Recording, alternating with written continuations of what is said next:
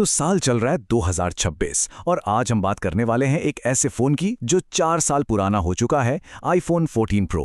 अब सवाल ये उठता है कि आज की इस तेज़ रफ्तार टेक्नोलॉजी की दुनिया में क्या इसे खरीदना एक समझदारी वाला सौदा है या फिर बस एक पुराना फ़ोन। चलिए पता लगाते हैं। देखिए, मार्केट में आईफोन 17s घूम रहे हैं, नई नई टेक्नोलॉजी आ चुकी है। तो ऐसे में क्या एक 4 साल पुराना मॉडल अपने नाम के आगे लगे प्रो शब्द को जस्टिफाई कर पाता है? यही है आज का सबसे बड़ा सवाल और इसी का जवाब हम ढूंढेंगे। तो आज हम क्या क्या देखने वाले हैं? पहले बात करेंगे इसके डिज़ाइन और डिस्प्ले की, कि क्या वो आज भी टिकता है। फिर देखेंगे परफॉर्मेंस और कैमरा कैसा है इसका, और हाँ, इसकी कमियाँ और क्या क्या रिस्क हैं उस पर भी बात होगी। और आखिर में देखेंगे कि क्या इसे लेना चाहिए या नहीं। तो चलिए शुरू करते हैं। सबसे पहले बात करते हैं इसके डिज़ाइन और डिस्प्ले की, मतलब वो चीज़ें जो समय के साथ भी पुरानी नहीं हुई हैं। टेकी राज भाई ने क्या खूब कहा था, इसका जो साइड का फ्रेम है ना, वो क्या बताऊं यार, चुम्मेश्वरी है। और सच कहूं तो ये बात आज भी उतनी ही सही है। इसका जो स्टेनलेस स्टील का फ्रेम है ना, वो हाथ में एक ऐसी प्रीमियम फील देता है जो आजकल के फ़ोनों में मिलना मुश्किल है। हाँ, मानता हूं कि उंगलियों के निशान बहुत लगते हैं, पर इसकी जो चमक और सॉलिड बिल्ड है वो अलग ही लेवल की है। और एक मज़ेदार बात बताऊं, आईफोन 15 प्रो में जो टाइटेनियम फ्रेम आया था उससे तुलना करें तो 14 प्रो का स्टेनलेस स्टील फ्रेम भारी तो है, लेकिन कुछ ड्रॉप टेस्ट में ये ज्यादा मजबूत भी निकला है। मतलब थोड़ा वजनदार है पर टिकाऊपन में कोई कमी नहीं। और इसका डिस्प्ले, अरे वाह, आज भी क्या कमाल का है। प्रोमोशन टेक्नोलॉजी वाला 120 हर्ट्ज का रिफ्रेश रेट, मतलब एकदम मक्खन की तरह स्मूथ चलता है सब कुछ। और 2000 निट्स की जो पीक ब्राइटनेस है ना, उसका मतलब है कि कड़ी से कड़ी धूप में भी स्क्रीन पर सब कुछ चकाचक दिखेगा। और वो डायनामिक आइलैंड, वो तो आज भी बड़ा काम का और कूल फीचर लगता है। अच्छा, डिज़ाइन और डिस्प्ले तो हो गया, अब आते हैं असली मुद्दे पर, परफॉर्मेंस। क्या A16 बायोनिक चिप 2026 के हिसाब से दम रखती है? देखिए, परफॉर्मेंस की बात करें तो ये फ़ोन आज भी एक बीस्ट है।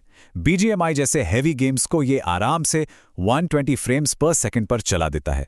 जो लोग गेमिंग के शौकीन हैं, उनके लिए तो ये बहुत बड़ी बात है। इससे साफ पता चलता है कि A16 चिप में आज भी कितनी जान बाकी है। लेकिन कहानी में एक ट्विस्ट है, और वो ट्विस्ट है हीटिंग। जो लेटेस्ट iOS 26 का अपडेट है ना, उसके साथ ये फ़ोन लंबे गेमिंग सेशंस में काफ़ी गर्म होने लगता है। और जैसे ही फ़ोन गर्म होता है, परफॉर्मेंस थ्रॉटल हो जाती है। मतलब फ़ोन खुद को ठंडा रखने के लिए अपनी स्पीड कम कर देता है और बस गेम में लैग आना शुरू हो जाता है। चलिए अब बात करते हैं कैमरे की। जो लोग कंटेंट बनाते हैं, रील्स बनाते हैं, उनके लिए सवाल सबसे ज़रूरी है, क्या इसका 48 मेगापिक्सल का कैमरा सिस्टम 2026 में भी काम का है? देखिए, इसका जो 48 मेगापिक्सल का मेन कैमरा है, वो प्रो रॉ में कमाल की तस्वीरें लेता है। डिटेल्स की तो कोई कमी ही नहीं होती। वीडियो की बात करें तो किसी भी लेंस से 4K 60 FPS पर रिकॉर्डिंग हो जाती है। सिनेमैटिक मोड भी आईफोन 13 प्रो से काफ़ी बेहतर है। और एक्शन मोड, वो तो कमाल का स्टेबल वीडियो बनाता है, भागते दौड़ते भी। तो सीधा सीधा मतलब ये है कि जो क्रिएटर्स एक टाइट बजट पर हैं, उनके लिए 14 प्रो आज भी एक बहुत अच्छा ऑप्शन है। वीडियो क्वालिटी में ज़्यादा समझौता किए बिना नए मॉडल्स के मुकाबले बहुत कम दाम में प्रो लेवल के फीचर्स मिल जाते हैं। अब तक तो सब अच्छा अच्छा था, है ना?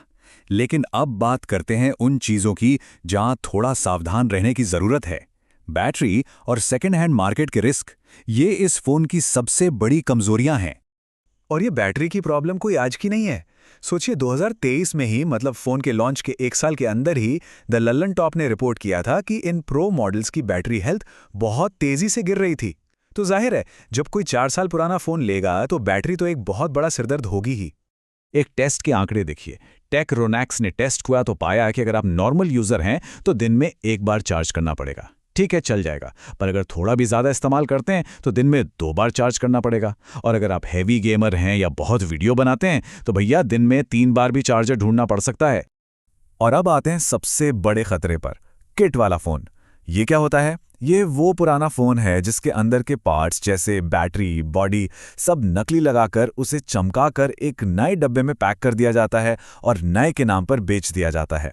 ये सेकेंड हैंड मार्केट का सबसे बड़ा स्कैम। तो इस धोखे से कैसे बचें? 3 ज़रूरी चीज़ें हैं जो खरीदने से पहले चेक करनी ही करनी है। पहला, फ़ोन का सीरियल नंबर एप्पल की वेबसाइट पर डालकर चेक करें, सब कुछ पता चल जाएगा। दूसरा, मॉडल नंबर देखो, उससे पता चलेगा कि फ़ोन किस देश का है और तीसरा और सबसे आसान, डिस्प्ले सेटिंग्स में जाओ और देखो ट्रू टोन का ऑप्शन है या नहीं। अगर वो गायब है तो समझ जाओ स्क्रीन नकली है। तो इतनी सारी बातें हो गईं, अब आते हैं फाइनल फैसले पे। इन सब अच्छी और बुरी बातों को सामने रखकर क्या आईफोन 14 प्रो 2026 में एक स्मार्ट डील है? चलिए एक आखिरी बार सब कुछ तौल लेते हैं। तो एक तरफ क्या है? एक टाइमलेस प्रीमियम डिजाइन, जबरदस्त 120 हर्ट्ज का डिस्प्ले, पावरफुल A16 चिप और कंटेंट बनाने के लिए एक बेहतरीन कैमरा। और दूसरी तरफ बैटरी की जानी पहचानी दिक्कतें, नए iOS पर ओवरहीटिंग की समस्या, सेकेंड हैंड मार्केट में किट फोन वाला धोखा और हाँ, पुराना वाला लाइटनिंग पोर्ट, USB-C नहीं। तो आखिर में फैसला क्या है? देखिए, ये फ़ोन उन लोगों के लिए एक बहुत स्मार्ट खरीद है जिनका बजट कम है और जो कंटेंट बनाते हैं, या फिर जिन्हें एक प्रीमियम फ़ोन की फील चाहिए। लेकिन अगर कोई हैवी यूज़र है जिससे परफॉर्मेंस में कोई कमी नहीं चाहिए, या फिर जो सेकेंड हैंड का कोई रिस्क नहीं लेना चाहता, तो उसे शायद इस फ़ोन से दूर ही रहना चाहिए।